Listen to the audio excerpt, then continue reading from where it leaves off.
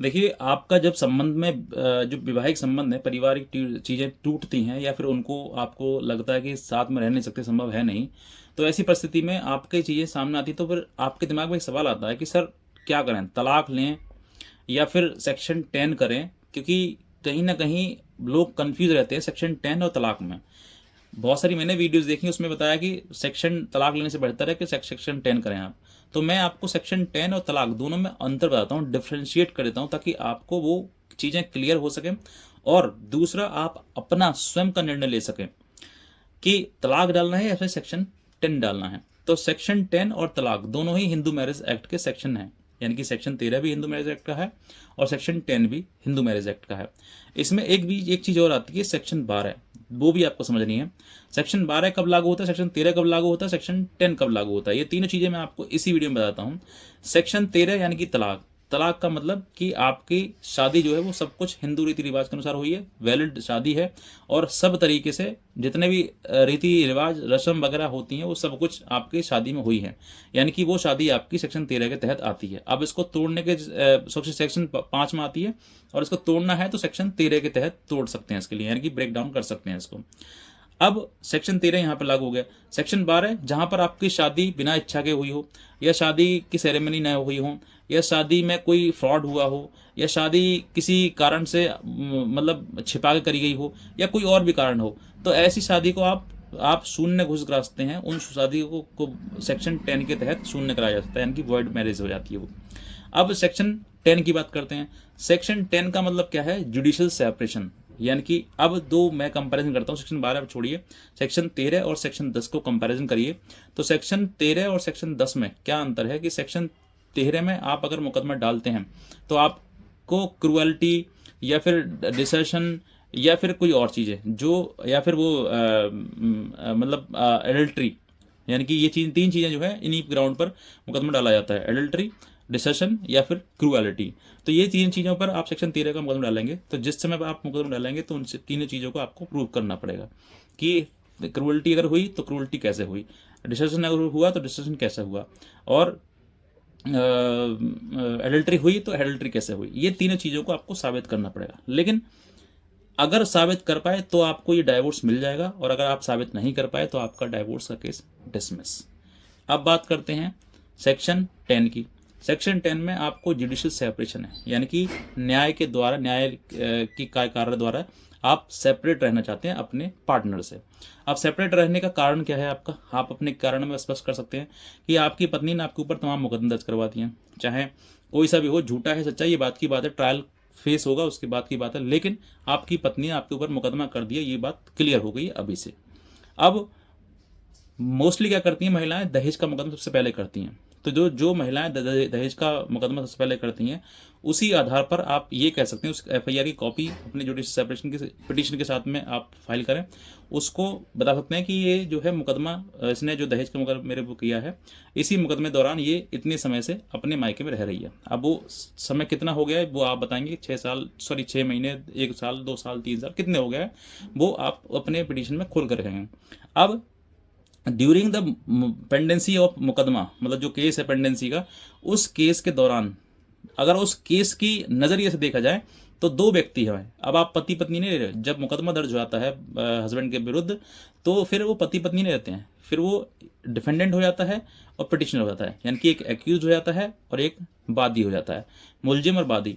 तो मुलजिम और वादी को अगर न्याय प्रक्रिया इस तरह नज़रिए से देखा जाए तो दोनों को एक साथ रहने का कोई अधिकार नहीं है। सिंपल बात, इसलिए मैं कहता हूं कि आप मुकदमा ना करें। मुकदमा पति पत्नी है, मुकदमा कर रहे हैं तो बहुत सोच समझ करें। तो अगर मुकदमे के नज़रिए से देखा जाएगा तो मुकदमा वादी हो गया एक, यानी कि मुकदमा करने वाला, और एक्यूज यानी कि मुकदमों में जो मुलजिम है। तो मुलजिम और वादी को दोनों को एक साथ नहीं रखा जा सकता, ये न्याय प्रक्रिया कहती है। अब इसी आधार पर आप जब ये आप अपनी बहस करेंगे, आप बहस करते हैं, बहस के टाइम पे ये बात बोलेंगे जो मैंने आपको अभी बता दी है। तो ये जो प्रक्रिया है, इस प्रक्रिया के दौरान एक पति और पत्नी जब साथ रह ही नहीं सकते, ये कानून कहता है, तो फिर जुडिशियल सेपरेशन का आप मुकदमा डालकर जुडिशियल सेपरेशन की डिक्री ले सकते हैं। ये मैं कहना चाहता हूं आपके लिए। अब जब डिक्री आपको मिल जाएगी, क्योंकि इसी आधार पर आपके ऊपर आपके लिए डिक्री मिल जाएगी, और जब डिक्री आपको मिल जाएगी तो डिक्री के बाद जो है आप साल, 2 साल, 3 साल, 4 साल, कितने भी दिन अलग रहें, वो एक टेम्पररी आपका डाइवोर्स ही है। यानी कि आप अलग रह रहे हैं, दोनों को कोर्ट ने अलग कर दिया, वो टेम्पररी आपकी डाइवोर्स ही है। अगर भविष्य में आपको लगता है कि भाई ये जो चीज़ें हैं वो ठीक नहीं हो रही हैं, अब जो है तलाक लेना है, तो आप उसी डिग्री को आप तलाक में परिवर्तित करा सकते हैं। ये नियम आपका बन गया। यानी कि कहने का मतलब कि डाइवोर्स का जो प्रोसीजर है वो काफ़ी लेंदी होगा, लेकिन जो जुडिशियल सेपरेशन है उसका काफ़ी कम लेंदी होगा और आपको ज़्यादा साबित करने की आवश्यकता आपको नहीं पड़ेगी। ये एक मैंने पूरा का जो निचोड़ है वो बता दिया है। लेकिन अगर आपकी परिस्थिति में आपकी जो कंडीशन है उसके अनुसार आपको सेक्शन 10 सही नहीं लग रहा है, तो आप सेक्शन 13 भी डाल सकते हैं, जिसमें अभी लेटेस्ट जजमेंट जो है आ गया है ऑनरेबल सुप्रीम कोर्ट का है, और इसका नाम है नवीन कोहली वर्सेस नीलू कोहली। तो ये केस जो है ये ऑनरेबल सुप्रीम कोर्ट का केस है। इसमें भी कई चीज़ें बताई गई हैं कि जहाँ पर पारिवारिक चीज़ें संबंध नहीं बन सकते, पारिवारिक रूप से आप नहीं रह सकते या फिर एक दूसरे के साथ रहना असंभव है, तो फिर ऐसी परिस्थिति में आप तलाक का मुकदमा डाल सकते हैं और तलाक का मुकदमा डाल के आप तलाक ले सकते हैं।